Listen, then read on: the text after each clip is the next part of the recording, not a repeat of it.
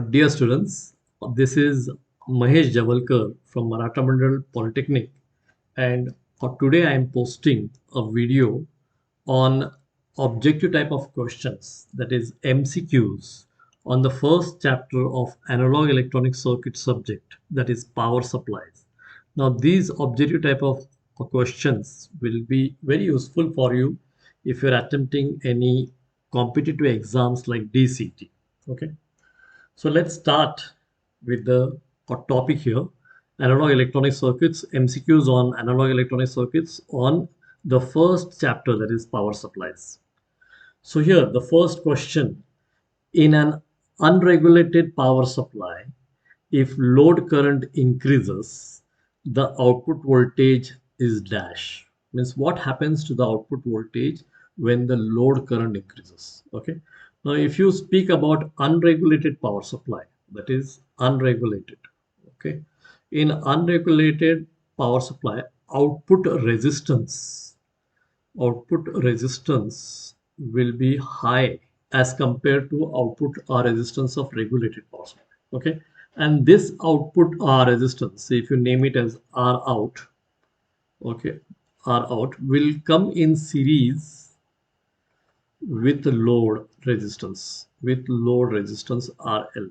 Okay, so R out will come in series with RL, and whenever a load current flows, and if that load current is increased load current, if it is flowing, it will make a large voltage drop across R out, that is the output resistance, and less voltage across RL, because R out is in series with RL.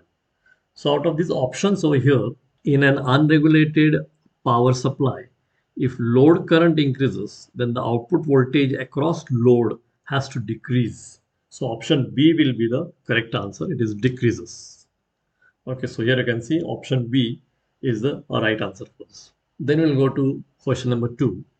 In an unregulated power supply, if input AC voltage increases, the output voltage, obviously it will also increase, because it is an unregulated power supply. If input AC voltage increases, the output voltage also increases.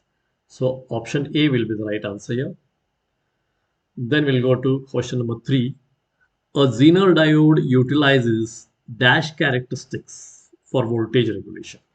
So here the options are forward characteristics, option B is reverse characteristics, option C is both forward and reverse characteristics, and option D is none of the above. So obviously we have always seen whenever we connected Zener diode, okay, so Zener diode was connected like this for the use of voltage regulator, and there you can see it was connected like this. So positive going to the cathode and negative going to the anode. So it will be always reverse bias. It will be always reverse bias. So option B will be the right answer here, reverse bias. So Zener diode utilizes reverse characteristics for voltage regulation. So here you can see the option B is the right answer. Then we'll go to question number 4. A Zener diode is used as a dash voltage regulating device. So options here are shunt, that is parallel. Option B is series. Option C is series and shunt. And option D is none of the above. So if you see that whenever you connect the Zener diode like this as a voltage regulator, okay, this is your Zener diode. This is plus minus voltage, and here you will be having your load. Okay, so load. So with respect to load, the voltage regulating device is in parallel. The Zener diode is used as a parallel voltage regulating device. So it is parallel means shunt. So option A will be the right answer. So a Zener diode is used as a shunt voltage regulating device. So option A is the right answer here. Then we'll go to the next question, question number 5. In a Zener voltage regulator, the changes in load current produce changes in what? Zener current, Zener voltage as well as Zener current, or none of them. Okay, so when we saw the circuit of voltage regulator, okay, so it was in a general form like this. Okay, it was in a general form like this. Here you will be having here RL. So this is RL. This is your Zener diode, and this is your applied voltage. Okay. So here will be your source current, and here will be your Zener current, and here be your load current. Okay. So source current will be equal to Zener current plus load current. Okay. So whenever a compensation has to take place, and if you want to keep the output voltage constant in spite of variations in the input or the load, then the parameter which will help you to compensate is the Zener current, IZ. Okay. So here the option A will be the right answer, Zener current. So here you can see a Zener voltage regulator. The changes in load current produces changes in Zener current. Okay. Then we'll go to the next question, question number 6. Which of the following is considered as a 3-pin voltage regulator ICs? So if you think about the IC voltage regulators, so here the option A is voltage regulator IC which are adjustable. Voltage regulator IC which are adjustable. So in that adjustable part, we had studied what was LM317 IC. Okay. Then fixed voltage regulator, we have studied 8-9 series, 7-9 series, and 7-8 series. So 7-9XX and 7-8XX. 7-9 was for negative voltage and 7-8XX was for positive voltage of both A and B and none of the other. Okay. Now all these three LM317, 7-9 series ICs and 7-8 series ICs, all these three are 3-pin ICs. So here the option C will be the right one. You can have voltage regulator ICs also, and you can have fixed voltage regulator also. So both A and B will be the answer here. Okay. So next we'll see question number 7. Voltage regulators keep a constant dash output voltage when the input or load varies within limits. So the options are DC, AC, ripple, or none of them. So voltage regulator keep a constant DC voltage that we know from the theory of voltage regulator. Voltage regulator keep a constant DC voltage when the input or the load varies within limits. So here the option A is the right answer, DC. Then we'll go to see question number 8. Switched regulators are series type of regulators which has dash power dissipation and dash efficiency. So in switching regulators, the power dissipation will be low and efficiency will be high. So here option C is the right answer, reduced power dissipation and increased efficiency.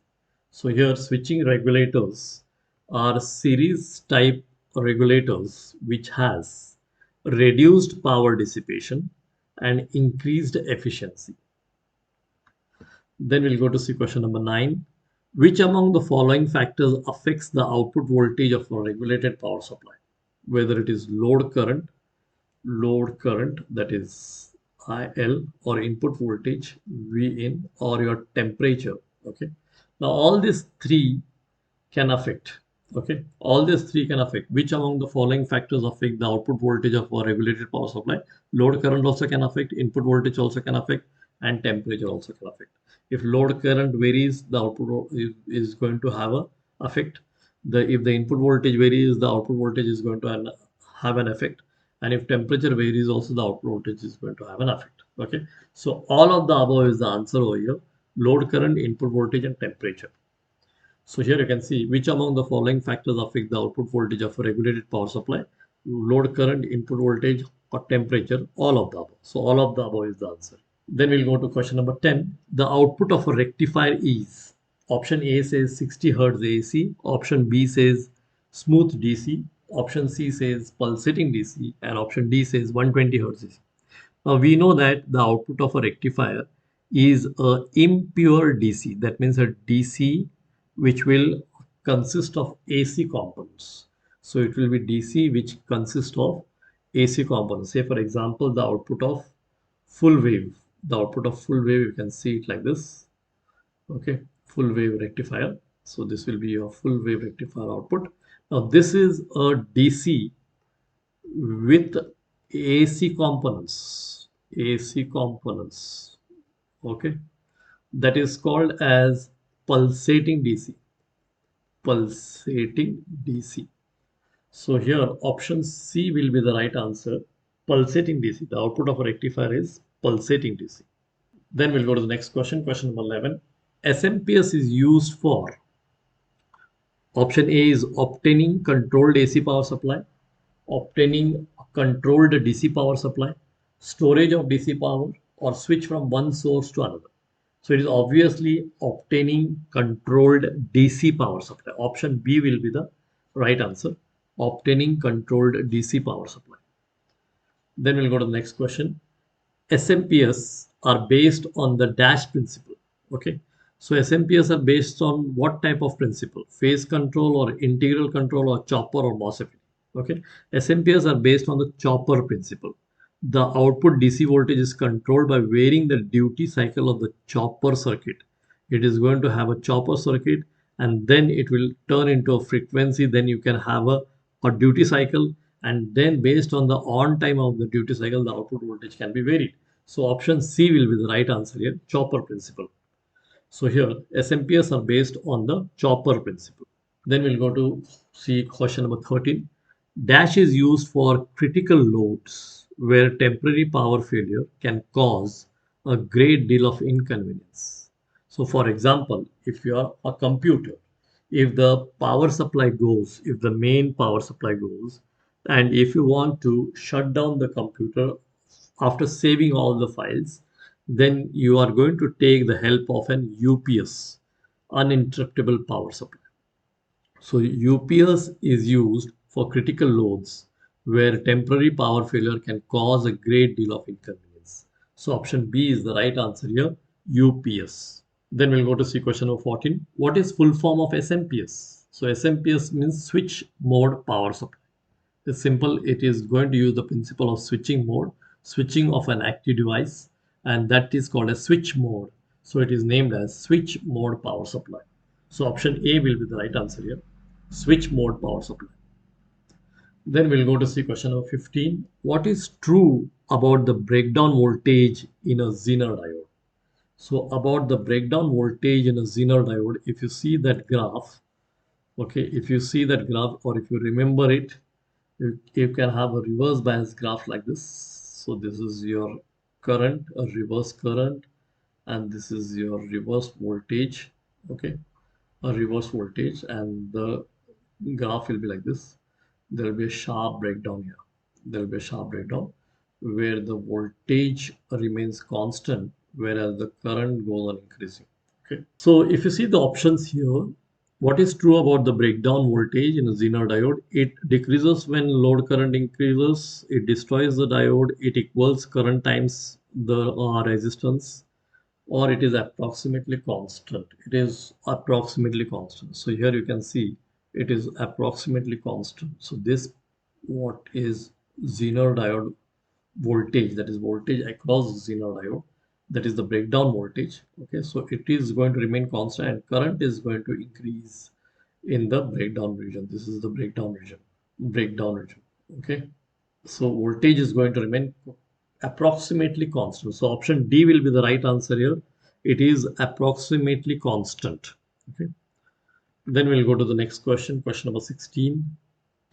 The load voltage is approximately constant when a Zener diode is options are forward bias, unbiased, reverse bias, or operating in breakdown region. So here it is reverse bias, but it is operating, specifically operating in breakdown region is very important. So option D will be the right answer here. The load voltage is approximately constant when a Zener diode is operating in the breakdown region. For that same graph, what we have seen in our last question will be applicable here. So option D is the right answer here, operating in the breakdown region. Then question number 17. What is the number of capacitors and inductors, okay, used in a CLC or pi filter? If you remember the pi filter, you can see that it was a combination of capacitor 1, inductor, and capacitor 2. Okay, so this was C1, C2, and L. This was your pi filter, okay, or pi filter. which is also called as CLC filter. Now in this you have one capacitor, two capacitors, and one inductor. Okay, so what is the number of capacitors and inductors? Is two capacitors and one inductor. So option B will be the right answer, 2 comma 1 respectively. So here you can see option B is the right answer, 2 comma 1 respectively. Then we'll go to the next question, question number 18. In a half wave rectifier, the load current flows for what? How much part of the cycle? Option A is complete cycle of the input signal. Option B is less than half cycle of the input signal. Option C is more than half cycle but less than a complete cycle of the input signal. And option D is only for the positive half cycle of the input signal. So if you see the output of half wave rectifier, you can see that you will get only positive half cycles at the output. The load current will flow for only positive half cycle. Negative half cycle it is not going to flow. Okay, so here option D will be the right answer. Only the positive half cycles of the input signal. So here you can see option D is the answer for this. In a half wave rectifier, the load current flows for only positive half cycle of the input signal. Then we'll go to see next question, question number 19. The ripple factor of a bridge rectifier. So if you remember, the ripple factor of a bridge rectifier is 0.482. So that is a formula which you have proved in your theory, and that is 0.482. That is the ripple factor, that is the AC component present in the output of a bridge rectifier. So the answer is 0.482. Okay. Then we'll go to the next question. If the input supply frequency is 50 Hertz, the output ripple frequency of a bridge rectifier, that is full wave bridge rectifier, how much it is? So here he has given input frequency as f is equal to 50 Hertz, and he has asked what is ripple frequency. So ripple frequency for bridge rectifier is 2 into f, that is 2 into 50, that is equal to 100 Hertz. Okay, so here the option B is the right answer, 100 Hertz. If the input supply frequency is 50 Hertz, the output ripple frequency of a bridge rectifier is 100 Hertz. Okay, students, these were around 20 questions which was asked on the first chapter of your analog electronic circuit subject. Thank you, students.